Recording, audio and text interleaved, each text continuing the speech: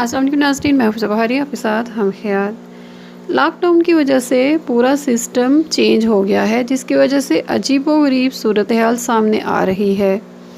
एक तो लॉकडाउन, ऊपर से रमज़ान मुबारक, मुसलसल ऐसी खबरें मिल रही हैं जिनको पढ़कर बहुत तकलीफ़ होती है।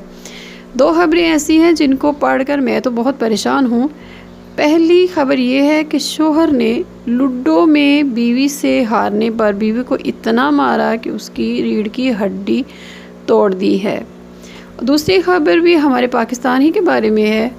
पेशावर में बड़े भाई ने अफ्तारी के टाइम शरबत तैयार करने पर अपनी बहन और भाई को कत्ल कर दिया है। रोज़े का मानी ही बर्दाश्त है। क्या रोज़े का मानी लोगों ने दूसरे इंसानों पर एहसान रख लिया है? क्या ये हकीकत नहीं है कि अक्सर घरों में रोज़ेदार मुसलसल घर का माहौल ख़राब कर देते हैं, बिला वजह की टेंशन, मारपीट और गाली गलौज करते रहते हैं। किचन में काम करती ख़वातीन की सख्ती आ जाती है। बाज़ मर्द हजरात या वो घर की बुज़ुर्ग औरतें जो ख़ुद तो कोई काम नहीं करती, लेकिन वो इस कदर बिला वजह की तनकीद करते हैं कि सही काम करना भी मुश्किल हो जाता है।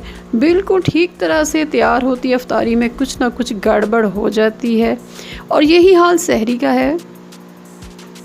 अक्सर घरों में बड़बोले लड़ाकों को खाना पहले दिया जाता है कि ये खा लें, हमारी खैर है, लेकिन पेट भर कर भी उन्हें चैन नहीं आता और वो मुसलसल तनकीद करते रहते हैं या इस तरह के काम शुरू कर देते हैं जिससे बाकी सब के लिए सहरी खाना भी मुश्किल हो जाता है। अब अगर दूसरा जवाब दे तो भी बुरा और बदतमीज़ कहलाता है, और अगर खामोश रहें, बर्दाश्त करते रहें तो भी मामला दुरुस्त नहीं होता बल्कि काम और बिगड़ जाता है। रोज़ा किसको कहते हैं? सोम का लफ्ज़ी मानी ही सब्र और बर्दाश्त का है। हज़रत अकरम सल्लल्लाहु अलैहि वसल्लम का ज़माना था। आप सल्लल्लाहु अलैहि वसल्लम ने सुना कि एक औरत अपनी कनीज़ यानी काम वाली को गालियाँ दे रही थी। तब रसूलुल्लाह सल्लल्लाहु अलैहि वसल्लम ने खाना मंगवाया और उस औरत से कहा कि वो खाना खा ले। तब उस औरत ने अर्ज़ किया कि या रसूलल्लाह सल्लल्लाहु अलैहि वसल्लम, मैं रोज़े से हूँ। हज़रत सल्लल्लाहु अलैहि वसल्लम ने फरमाया कि ये कैसा रोज़ा है जबकि तू अपनी कनीज़ को गालियाँ दी हैं। अमीरुल मोमिनीन अली इब्न अबी तालिब अलैहिस्सलाम फरमाते हैं कि कितने ही ऐसे रोज़ेदार हैं कि जिनके लिए रोज़ा भूखा प्यासा रहने के सिवा कुछ नहीं, और कितने ही इबादत गुजार हैं कि जिनका हिस्से में सवाए बदन की ज़हमत और थकन के कुछ नहीं है।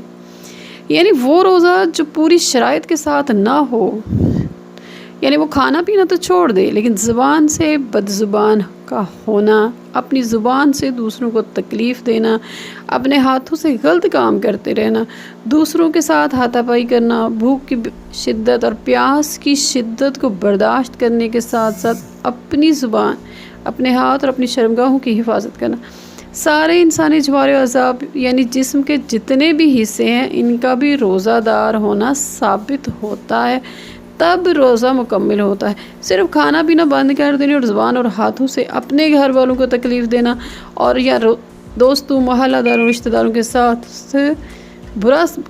मुसलसल बुराई करते रहना या लड़ाई करते रहना, तो इनको सिर्फ़ और भूख और प्यास, यानी वो भूखे और प्यासे रहते हैं, उनका रोज़ा नहीं होता।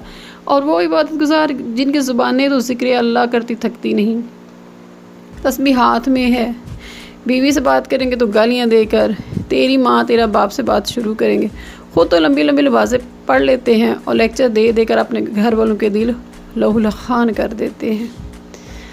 ऐसे लोगों को सोचना चाहिए कि वो रोज़ा और नमाज अपने लिए और अल्लाह के लिए करते हैं, इसका अजर अल्लाह और उसके पास है। मुसलसल घर वालों को टॉर्चर करना, अपने अहल व अयाल को तकलीफ़ देना, अपने इर्द गिर्द वालों को सताना, अपनी ज़ुबान से, अपने हाथ से, जबकि हदीस रसूल सल्लल्लाहु अलैहि वसल्लम वो है कि मोमिन वो है जिसकी ज़ुबान और हाथ से दूसरे मुसलमान महफूज रहे। वस्सलामु अलैकुम व रहमतुल्लाहि व बरकातुहू।